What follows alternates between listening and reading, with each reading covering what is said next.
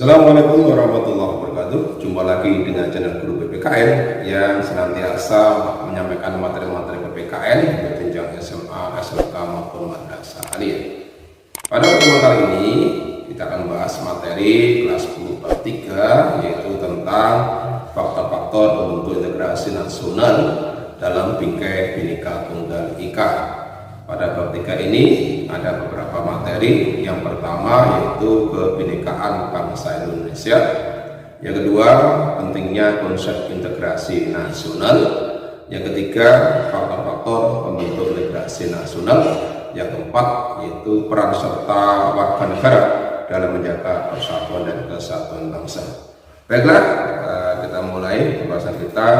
Yang pertama yaitu tentang kebinekaan bangsa Indonesia. Kebinekaan merupakan realitas bangsa yang tidak dapat dipungkiri. Keberadaannya mendorong terciptanya perdamaian dalam kehidupan bangsa dan negara. Kebinekaan harus dimaknai masyarakat melalui pemahaman multikulturalisme dengan berlandaskan kekuatan spiritualitas. Perbedaan etnis, religi maupun ideologi menjadi bagian tidak terpisahkan dari sejarah bangsa Indonesia dengan Bhinneka Tunggal Ika dan toleransi yang menjadi perekat untuk bersatu dalam kemajuan bangsa. Selain sebenarnya Bhinneka Tunggal Ika, negara kita juga memiliki alat-alat pemersatu bangsa sebagai berikut. 1. Dasar Negara Pancasila. 2. Bendera merah putih sebagai bendera kebangsaan. 3. Bahasa Indonesia sebagai bahasa nasional dan bahasa persatuan. 4. Lambang negara burung Garuda. 5. Lagu kebangsaan Indonesia Raya. 6. Lagu-lagu perjuangan. Persatuan dalam keberagaman memiliki arti yang sangat penting. Persatuan dalam keberagaman harus dipahami oleh setiap warga masyarakat agar dapat mewujudkan hal-hal sebagai berikut. 1. Kehidupan yang serasi, selaras, dan seimbang. 2. Pergaulan antar sesama yang lebih akrab. 3. Perbedaan yang ada tidak menjadi sumber masalah. 4. Pembangunan berjalan lancar. Indonesia merupakan negara yang sangat rentan akan terjadinya perpecahan dan konflik. Hal ini disebabkan Indonesia adalah negara dengan keberagaman suku, etnik, budaya, agama, serta karakteristik dan keunikan di setiap wilayahnya.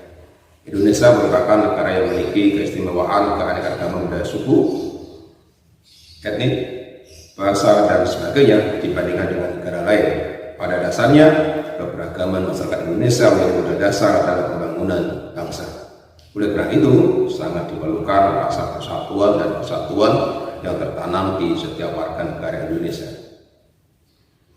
B. Pentingnya konsep integrasi nasional. 1. Pengertian integrasi nasional. Integrasi nasional berasal dari dua kata, yaitu integrasi dan nasional. Integrasi berasal dari bahasa Inggris integrate, artinya menyatu padukan, menggabungkan, mempersatukan. Dalam kamus besar bahasa Indonesia, integrasi artinya pembauran hingga menjadi satu kesatuan yang bulat dan utuh. Kata nasional berasal dari bahasa Inggris nation yang artinya bangsa, dan dalam kamus besar bahasa Indonesia, integrasi nasional mempunyai arti politis dan antropologis. Secara politis, integrasi nasional secara politis berarti penyatuan berbagai kelompok, budaya dan sosial dalam kesatuan wilayah nasional yang membentuk suatu identitas nasional. Secara antropologis, integrasi nasional secara antropologis berarti proses penyesuaian di antara unsur-unsur budayaan yang berbeda sehingga menjadi satu keserasian fungsi dalam kehidupan masyarakat. Berikut adalah pendapat para ahli tentang integrasi. Yang pertama, Robert Wilkins, integrasi bangsa berarti penyatuan bagian yang berbeda-beda dari suatu masyarakat menjadi suatu keseluruhan yang lebih utuh atau memadukan masyarakat-masyarakat kecil yang jumlahnya banyak menjadi satu kesatuan bangsa. 2. Myron Weiner, integrasi menuju pada proses penyatuan berbagai kelompok sosial dan budaya di dalam satu wilayah dalam rangka pembentukan suatu identitas nasional. Integrasi biasanya mengandalkan adanya satu masyarakat yang secara etnis majemuk dan setiap kelompok masyarakat memiliki bahasa dan sifat-sifat budaya yang berbeda. 3. Dr. Nasaruddin Samsudin, integrasi nasional ini sebagai proses penyatuan suatu bangsa yang menyakup semua aspek kehidupannya, yaitu aspek sosial, politik, ekonomi, dan budaya. integrasi juga meliputi aspek vertikal dan horizontal. 4. C. Sujati Jiwandono, integrasi nasional sebagai cara bagaimana kelestarian persatuan nasional dalam arti luas dapat didamaikan dengan hak menentukan nasib sendiri. Hal tersebut perlu dibatasi pada suatu taraf tertentu, bila tidak persatuan nasional akan dibahayakan. Dari pengertian di atas dapat disimpulkan bahwa integrasi nasional bangsa Indonesia berarti hasrat dan kesadaran untuk bersatu sebagai suatu bangsa menjadi suatu kesatuan bangsa secara resmi dan direalisasikan dalam suatu kesepakatan atau konsensus nasional melalui Sumpah Pemuda pada tanggal 28 Oktober 1928. 2. Secara integrasi. A. Anggota-anggota masyarakat merasa bahwa mereka berhasil saling mengisi kebutuhan antara satu dan lainnya. B. Terciptanya kesepakatan konsensus bersama mengenai norma-norma dan nilai-nilai sosial yang dilestarikan dan dijadikan pedoman. C. Norma-norma dan nilai-nilai sosial dijadikan aturan baku dalam melangsungkan proses integrasi nasional. C. Faktor-faktor pembentuk integrasi nasional. A. Faktor pembentuk integrasi nasional. 1. Adanya rasa senasib dan seperjuangan yang diakibatkan oleh faktor sejarah. 2. Adanya ideologi nasional yang tercermin dalam simbol negara yaitu ada Pancasila dan semboyan Bhinneka Tunggal Ika.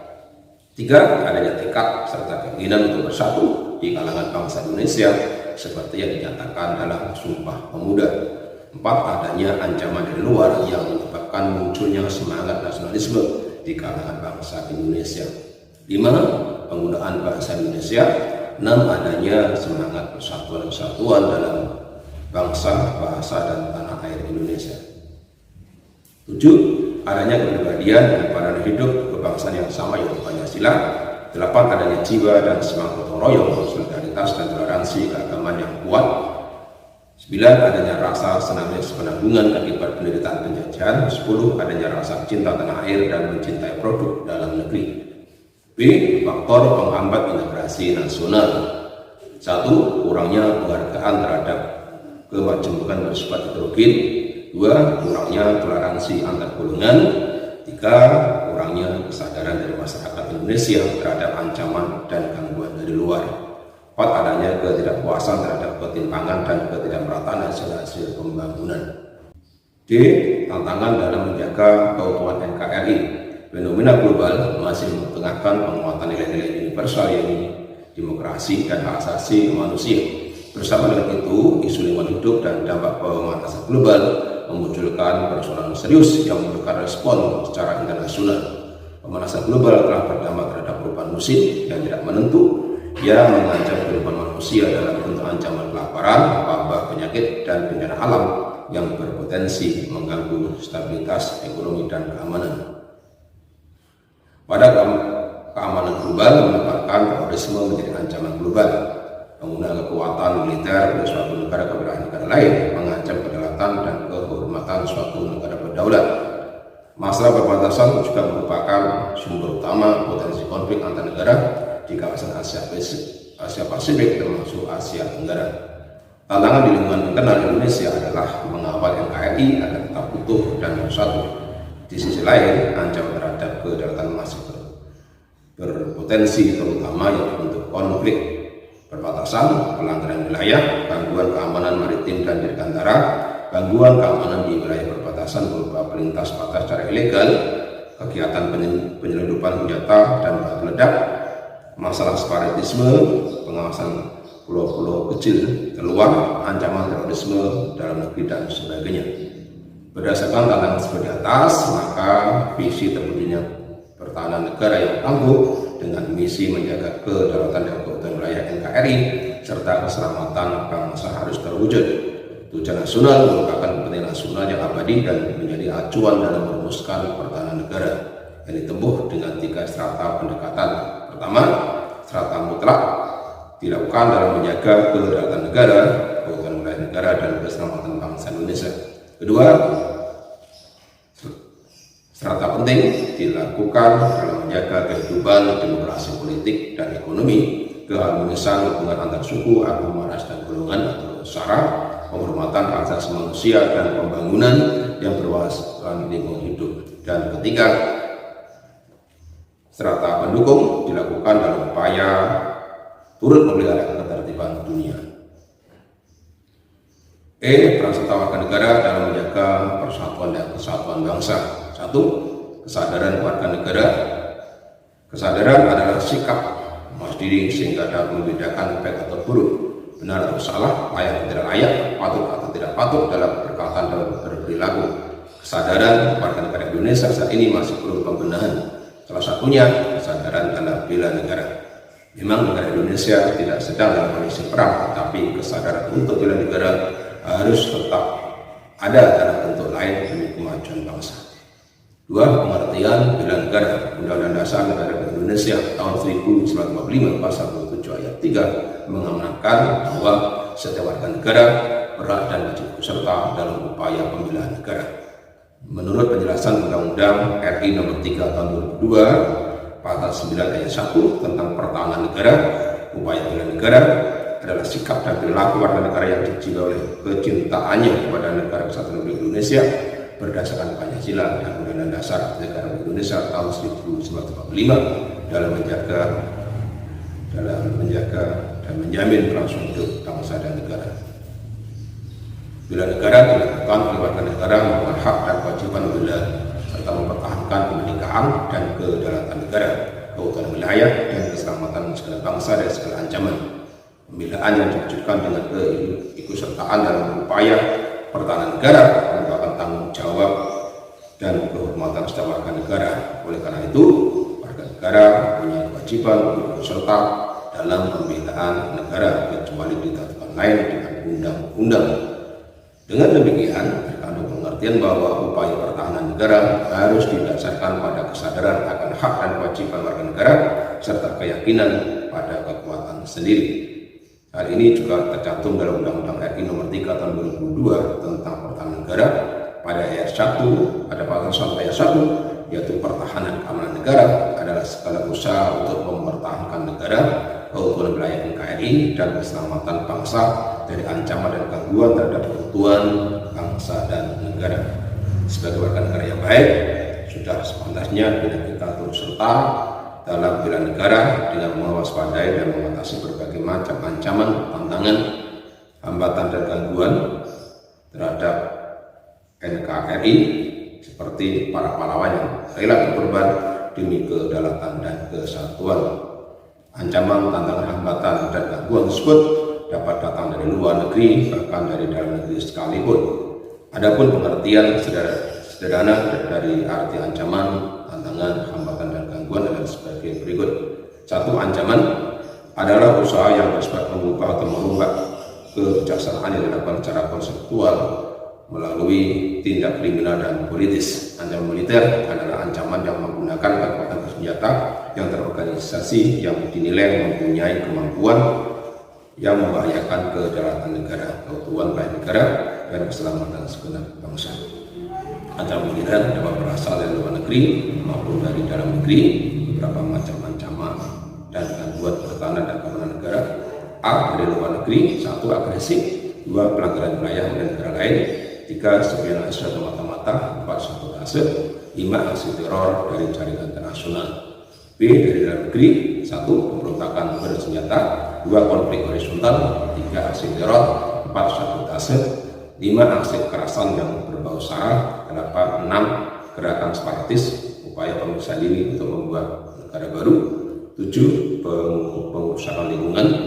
Adapun ancaman militer adalah ancaman yang tidak menggunakan senjata, tetapi jika dibiarkan akan membahayakan kedaulatan negara, keutuhan wilayah negara dan keselamatan segenap bangsa. Tantangan adalah hal atau usaha yang bertujuan untuk membuka kemampuan. 3. Hambatan adalah usaha yang berasal dari diri sendiri yang bersifat atau bertujuan untuk melemahkan atau menghalangi secara tidak konseptual.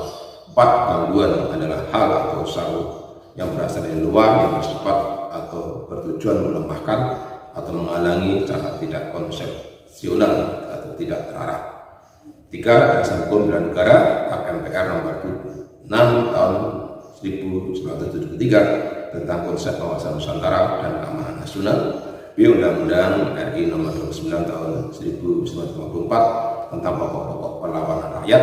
C. Undang-Undang 1982 tentang ketentuan pokok HAM negara RI diubah oleh Undang-Undang RI nomor 1 tahun 1988.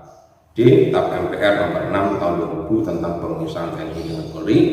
E. TAP MPR nomor 7 tahun 2000 tentang peranan TNI dan Polri. F. Amandemen Undang-Undang Dasar Negara Indonesia tahun 1945 pasal 13 ayat 1 dan 2 menyatakan bahwa tiap warga negara berhak dan wajib ikut serta dalam usaha pertahanan dan keamanan negara dan dilaksanakan melalui sistem pertahanan dan keamanan rakyat semesta oleh TNI dan kepolisian sebagai komponen utama dan rakyat sebagai kekuatan mendukung. Ada pula pada pasal 27 ayat 3 setiap warga negara berhak dan wajib ikut serta dalam upaya pembelaan negara. G. Undang-Undang RI nomor 3 tahun 2002 tentang pertahanan negara ayat 1. Setiap warga negara berhak dan wajib ikut serta dalam upaya pembelaan negara yang diwujudkan dalam penyelenggaraan pertahanan negara. 4. Kesediaan warga negara untuk melakukan bela negara. Dalam Undang-Undang RI nomor 3 tahun 2002 tentang pertahanan negara, pada pasal 9 ayat 2 ditegaskan berbagai bentuk usaha pembelaan negara. A. Pendidikan kewarganegaraan. B. Pelatihan dasar kemiliteran. C. Pengabdian sebagai tentara nasional Indonesia. D. Pengabdian sesuai dengan keahlian atau vokasi. Demikian materi yang dapat saya sampaikan, mudah-mudahan bisa dipahami. Jangan lupa like, share, dan subscribe untuk bisa mendapatkan video-video pelajaran berikutnya. Sekian, terima kasih. Assalamualaikum warahmatullahi wabarakatuh.